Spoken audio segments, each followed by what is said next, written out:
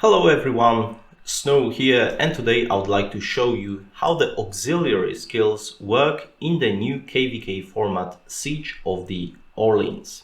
So let's look how it actually works.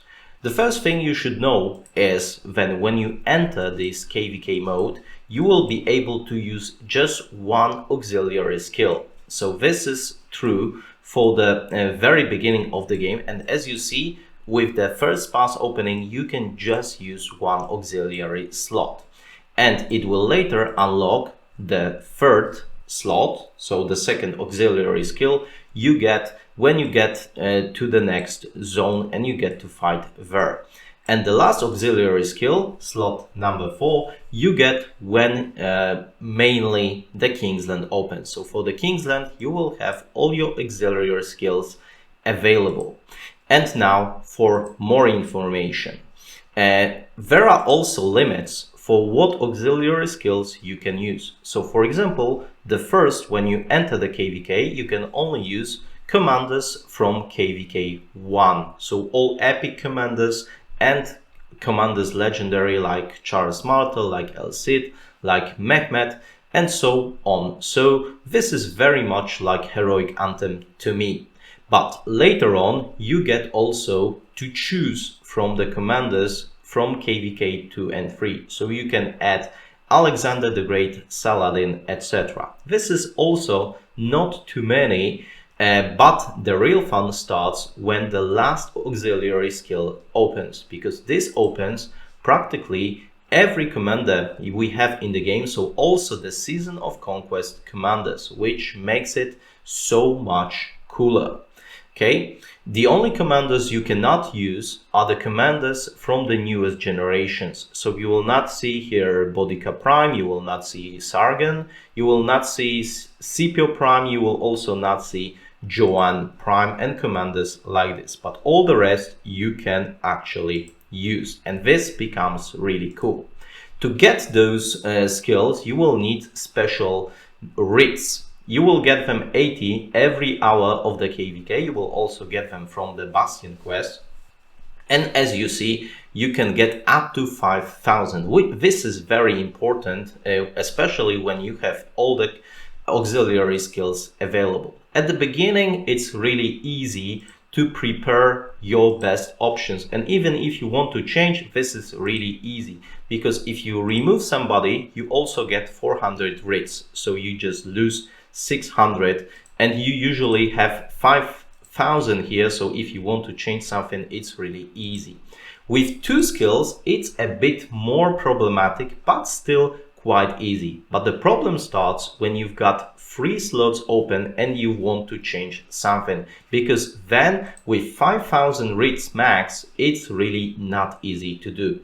Especially if you are a garrison leader, as for example, I'm using a Manitore here as my auxiliary skill. If I want to use her as garrison leader, I would have to remove her from here, and I will have to give her 3 auxiliary skills, which costs a lot of writs and probably will cost me a lot of work to use her as a garrison captain. So if you are a rally or a garrison captain, mind you that this is not really easy to get. Of course, we can get some super nice combos for garrison and rally as well, but you will have to remember that you cannot use those commanders. And now about the usage.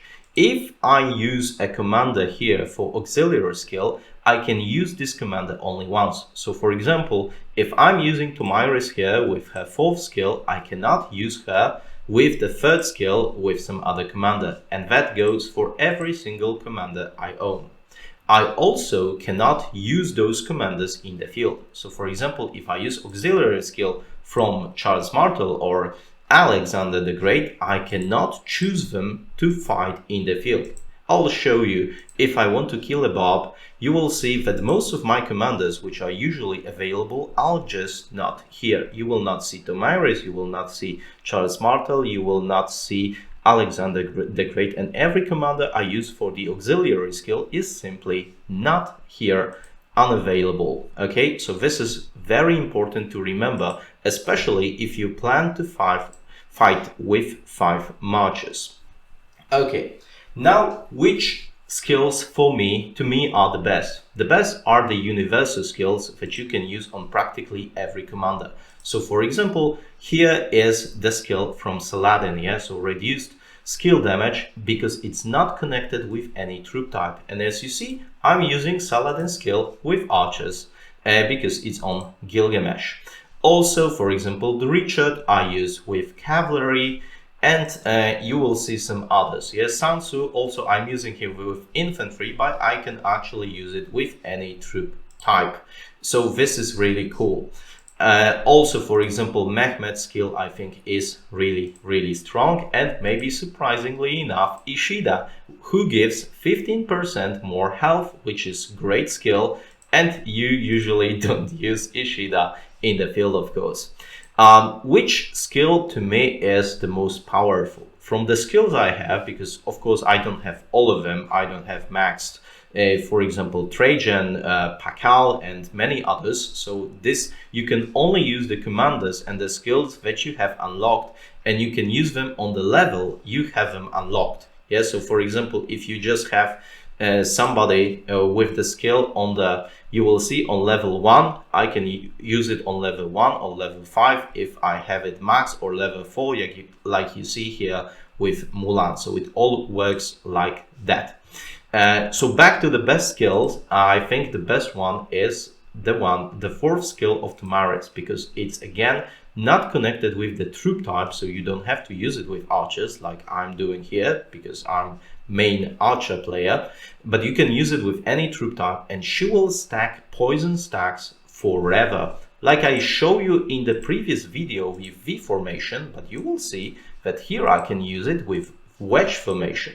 So both my commanders, I mean Bodica and Artemisia, will use their active skills, while Tomaris' fourth skill will stack the poison stacks. You can see it right here, and they will go to 15, and you will see that they will never go down.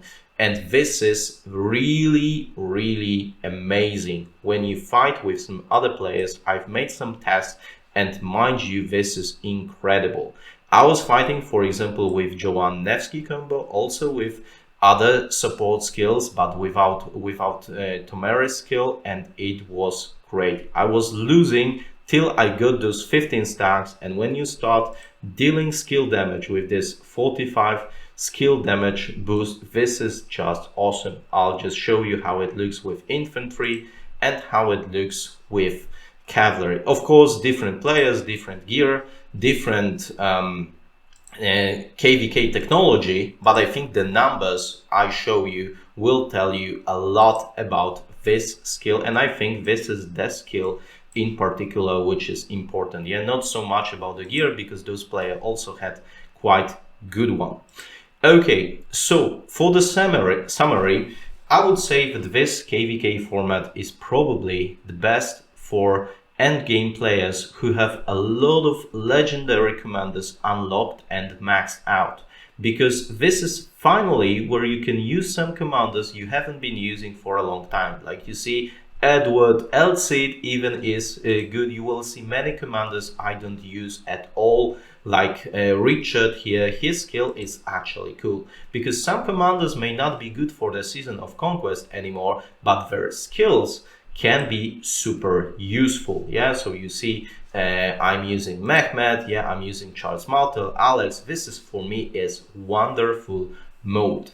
On the other hand, I will not suggest this KvK mode for new kingdoms which just enter Season of Conquest, because, well, they will not have too many legendary commanders. They may not have even the commanders from the tavern maxed out, which also would be very beneficial for the older players who just have many legendary commanders and legendary skills available for this skill mode.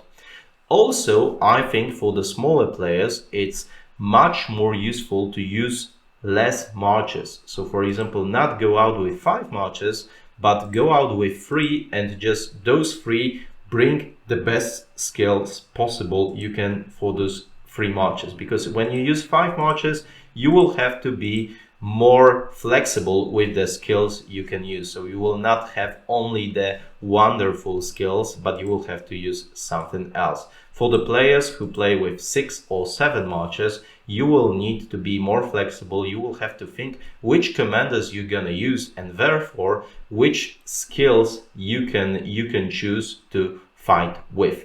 I think this mode in general is a great idea because it brings so much more fun, so much more conversations about how the skills work, and so many options to fight, so you cannot be sure what the outcome of the rally or the garrison is going to be, because you have to be very smart with the auxiliary skills you're going to choose. This is also why I'm super interested in the new KvK, where 254, which is Chisgul's server, and 365 JST are going to fight, and they of course will have players who can have great options here for the rally, for the garrison. So we will probably see some cool reports of those commanders.